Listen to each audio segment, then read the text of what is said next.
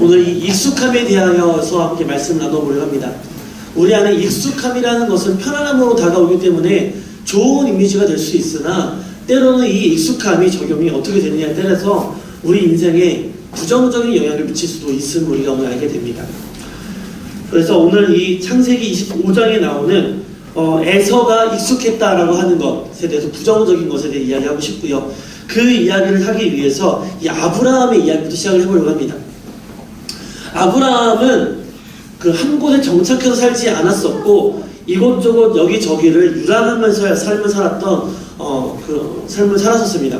그런데 아브라함이 가진 것이 없어서 여기저기 떠돈 것이 아니고요. 그가 목축업이라고 하는 유목민족이었기 때문에 엄연한 그 가업이 있었기 때문에 그 뜻에 따라서 여기저기 거처를 옮겨다니며 살았다라는 것입니다.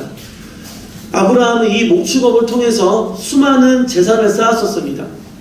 창세기 13장 2절을 보시면 아브라함에게 가축과 은과 금이 풍부하였더라라고 말씀합니다.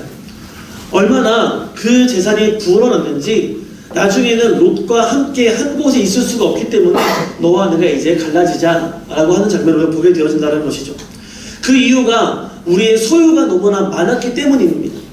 내 짐승들, 기르는 가축들이 너무나 많았고 내가 함께한 식솔들이 너무나 많았고 내가 가진 재산이 너무나 많았기 때문에 더 이상 이 한 공간에 한 땅에서 한 지역에 있을 수가 없었다는 거죠. 그래서 지역을 나누어서 네가 좌하면 내가 우할게 라고 하면서 갈라질 수밖에 없었다는 거죠.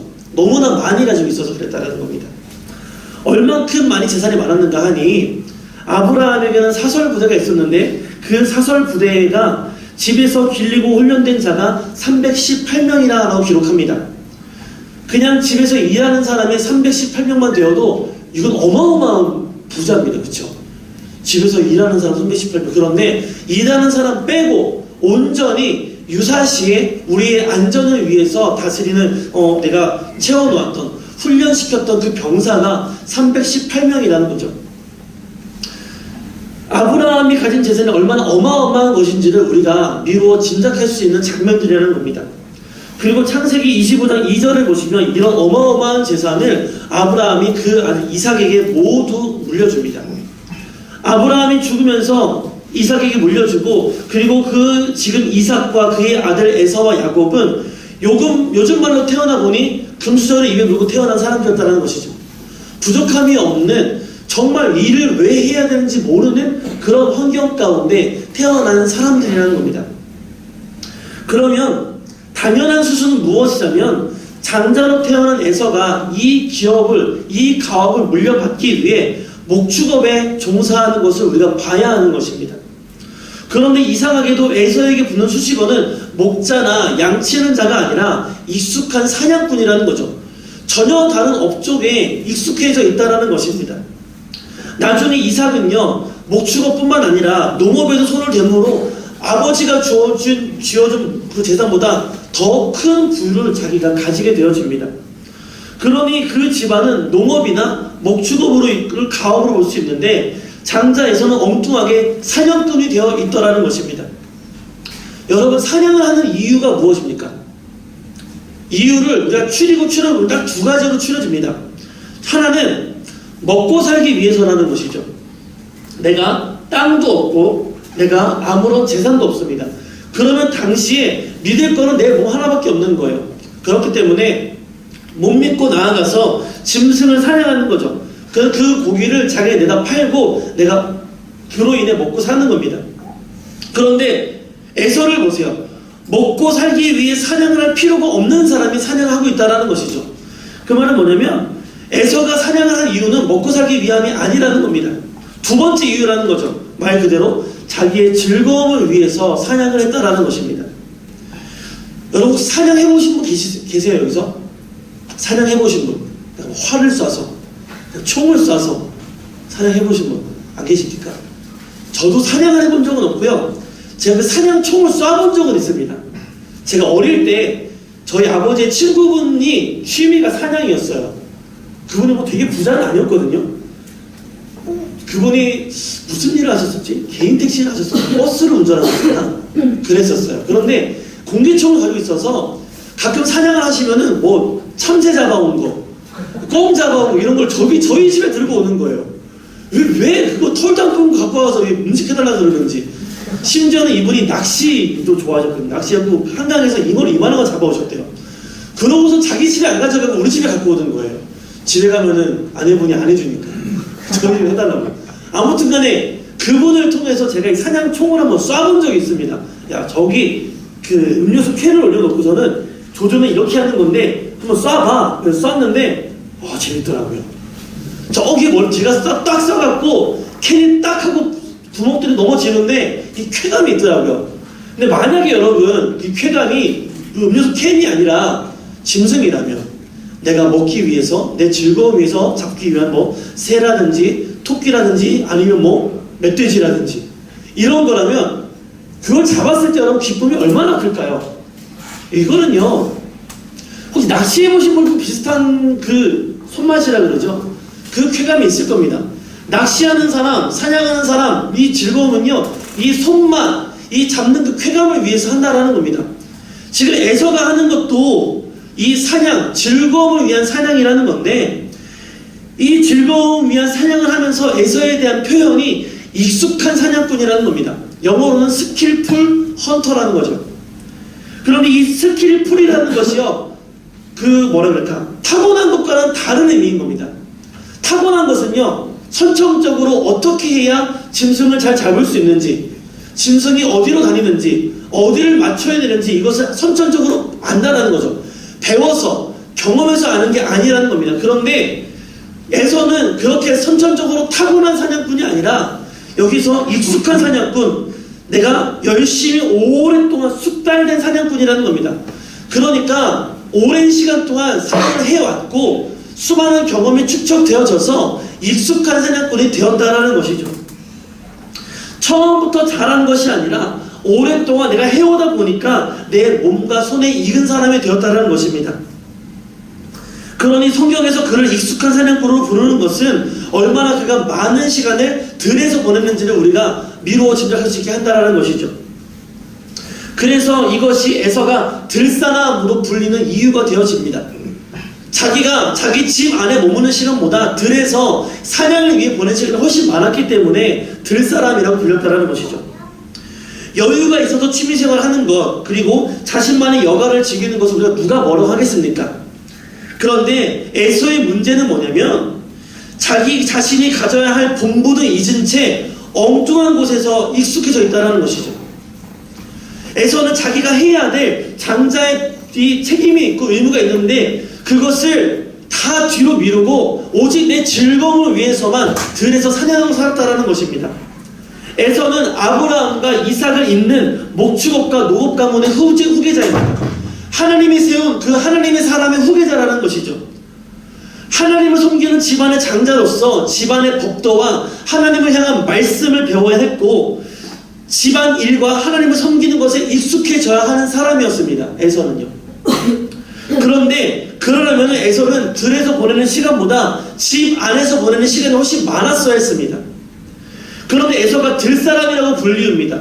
그만큼 자기가 해야 할 일에 소홀했고 엉뚱한 일에 익숙해져 있었다라는 것이죠.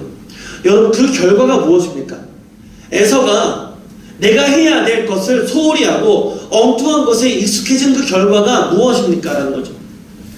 하나님이 주신 장자권을 죽 한 그릇에 팔아버리는 경솔함이었다는 것이죠. 여러분, 장자권이 무엇인지 아십니까? 장자권. 유대인의 문화에서 장자는 가장 먼저 태어났다는 이유만으로 가족과 종족의 범위 안에서 일정하고 우선적인 지위와 존귀함을 갖는 게 바로 이 장자권이라는 겁니다. 거기에는 신성함과 권위가 있고요, 주권과 책임이 있고요, 그리고 아버지를 잇는 계승권이 주어져 있는 겁니다. 이게 되게 중요한 거예요. 그냥 보통 장자권은 아버지의 권한을 그대로 이어받는 겁니다. 누구도 이것을 터치할 수 없어요. 혈통적으로 아버지의 계보를 잇고요, 가정에서 아버지의 주도권을 이어받아 가문의 대소사를 다 처리하는 주권이 여기 장자에게 있는 것입니다. 또 중요한 것은 아버지의 모든 재산을 물려받는다는 것이죠. 그리고 성경에서는 아버지의 재산을 다른 형제보다 2배를 더 가질 권리가 있습니다. 법으로 정해져 있는 거예요. 말씀으로. 신명기 21장 7절을 보시면 한 남편에게 사랑하는 아내가 있고 미움받는 아내가 있다고 합니다. 똑같이 합법적인 아내인 거예요. 근데 한 사람은 사랑을 받고 한 사람은 미움받는 거예요. 그런데 미움받는 아내에게서 가장 먼저 아들이 태어납니다. 그리고 사랑받는 아내에게서 그 다음 아들이 태어나요.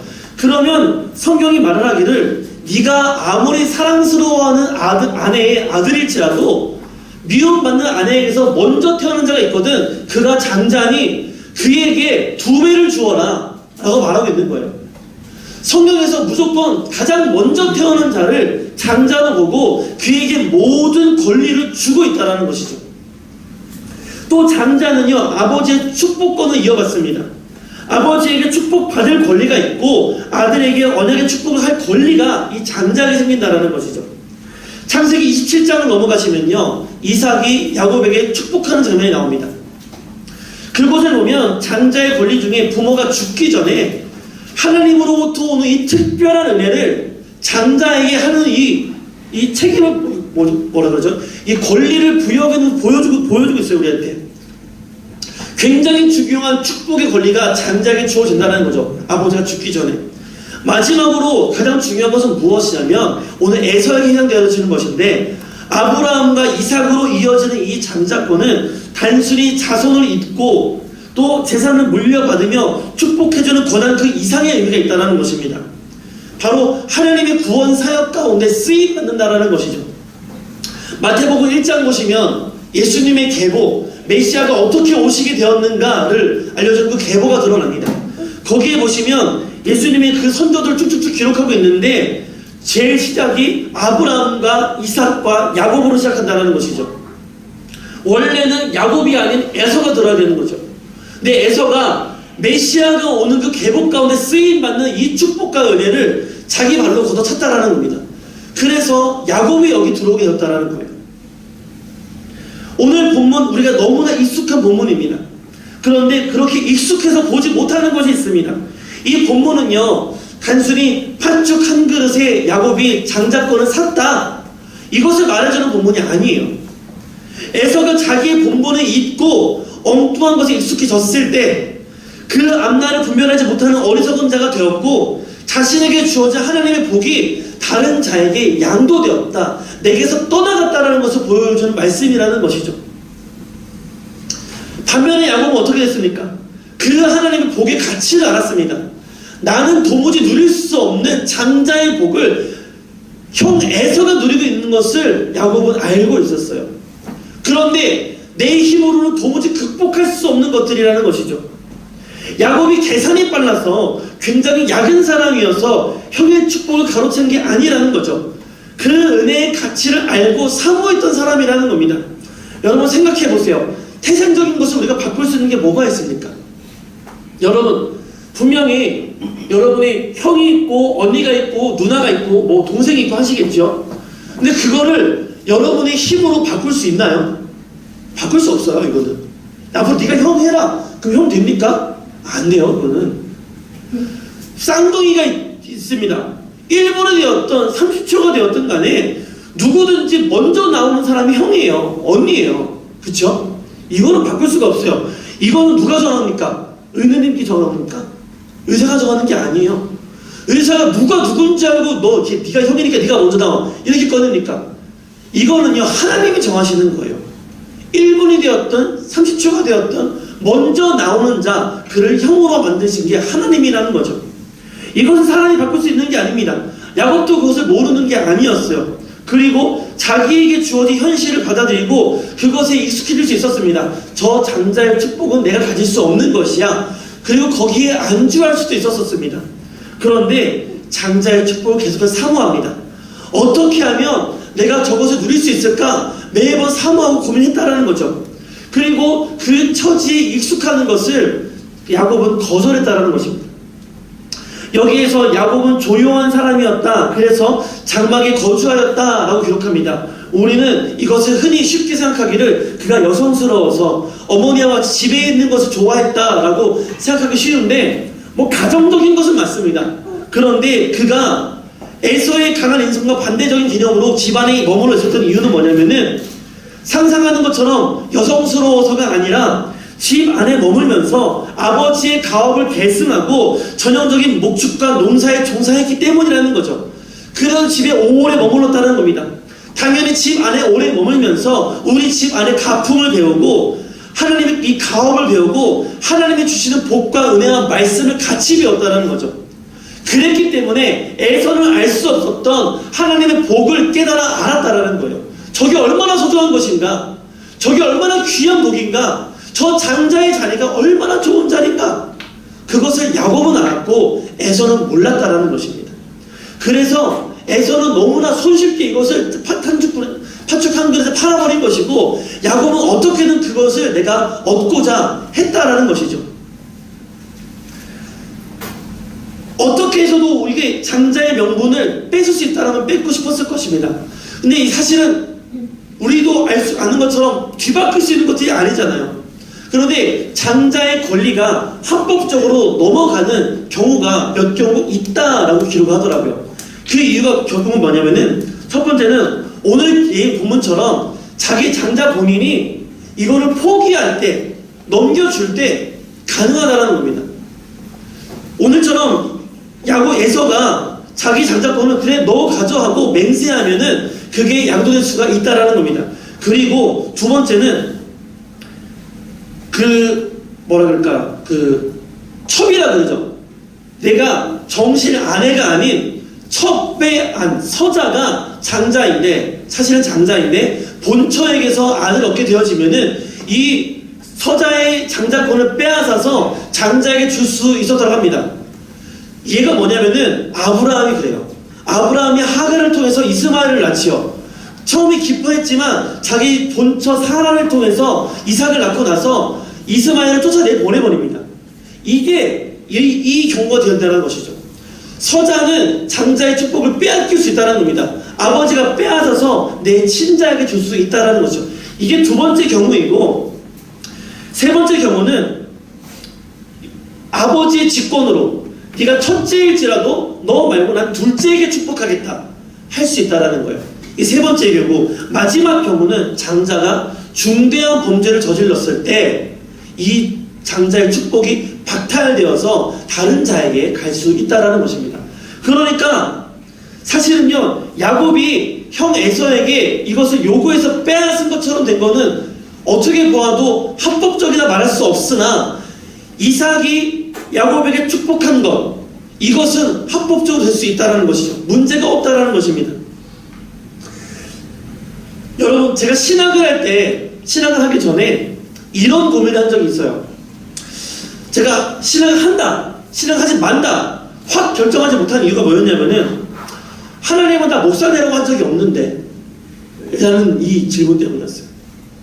나는 그렇게 특별한 사람이 아닌데 목사님은 저렇게 뭔가 구별된 사람, 준비된 사람이 해야지, 나는 너무나 평범하고 너무나 내세울 게 없고 나는 그런 사람 아닌데 라는 마음이 고민이 있었다는 것이죠. 목회는 내가 평생 내가 해야 될 것이 아니야 라는 생각이 있었기 때문에 제가 확신하게 신학을 하지를 못했었어요. 그런데 이 고민을 할 때 저희 청년부 목사님이 저한테 이런 말씀하셨어요. 야, 은하야, 하나님이 있잖아, 자기 일 하겠다고 달려드는 사람을 거절하실까? 라고 저기 반문하시는 거예요. 하나님이 그래, 내가 보기에는 너는 이제 목회해야 되는데, 그분의 생각은 그거였어요. 내가 보기엔 너는 목회를 해야 되는데 네가 그런 확신이 없다고 하니 생각을 한번 돌려서 해봐라. 그런데 하나님 너 목사를 안 불렀어. 그런데 네가 목사 되기를 사모해. 그래서 하나님께 막 달려들어. 하나님은 너를 미워하실까? 기뻐하실까? 라는 질문을 저기 하신 거예요. 그래도 하나님이 기뻐하지 않을까요? 그랬어요. 그렇지? 그럼 한번 해봐. 그러는 거예요. 이게 좀 결정적이라기보다는 제 생각이 많이 변화되어진 계기가 되었다는 것이죠. 여러분, 결과적으로 저는 목회를 하고 있고요. 이 사역 가운데 하나님의 은혜를 경험하고 있습니다. 근데 만약에 제가 그때 이 길로 접어들지 않았더라면 어떻게 됐을까요? 만약에 형의 장자권을 야곱이 사모하지 않았더라면 오늘 예수님의 계보 가운데 아브라함과 이삭과 이 야곱의 계보가 이어질 수 있었을까요? 그렇지 못했을 거라는 것이죠. 지금 야곱이 누렸던 이 은혜와 복은 야곱에게 없었을 것이고, 제가 지금 누리는 이 은혜와 복도 저에게 없었을 것이라는 겁니다. 여러분, 우리가 이 은혜와 복을 바르게 깨닫고 살아갈 수 있어야 합니다. 우리의 삶 가운데 하나님이 주시는 복이 무엇인지를 바르게 깨달아야 되고 사모해야 한다는 것이죠. 여러분, 오늘 살아가는 우리가 누구인지를 먼저 알아야 합니다. 여러분이 무엇을 위해 이 땅 가운데 보냄 받으셨는지를 우리가 알아야 한다는 것이죠. 여러분, 제가 말씀드렸었죠. 우리는 하나님의 보냄받은 사람입니다 라는 것을 여러 번 말씀드렸었습니다. 그리고 우리가 주의 영광을 위해 오늘도 살아갑니다 라고 말씀을 드렸었습니다. 그러면 우리가 하나님이 보냄받은 사람이고 내가 주의 영광을 위해 이 땅에 살아가고 있다면 지금 나는 무엇에 익숙해져야 됩니까? 내가 무엇에 익숙해져 있어야 할까요? 내가 시간을 많이 들여서 거주하고 투자해야 될 곳이 무엇이냐는 겁니다. 당연히 우리는 하나님의 말씀을 듣는 것에 익숙해야 됩니다. 그저 듣고 흘리는 것을 말하는 게 아니고요. 하나님의 말씀을 분별해서 이것이 하나님의 말씀이구나 라고 해서 듣고 내 마음판에 새기고 삶으로 살아내는 것에 우리가 익숙해져야 됩니다. 그리고 주의 영광을 드러내는 것에 익숙해져야 됩니다. 무슨 일을 하잖아요. 주의 일을 합니다. 그러면 내가 드러나고 내가 하는 것이 인정받기 위한 것이 익숙해지는 것이 아니고요. 내 삶을 통해 하나님을 어떻게 드러내는 것인가, 이런 삶이 우리가 익숙해져야 된다는 거예요. 어떻게 하면 나는 죽고 예수님을 드러날 수 있을까? 이게 익숙해야 돼요. 내 손끝을 통해서 하나님의 사랑이 지금 드러나고 있는가?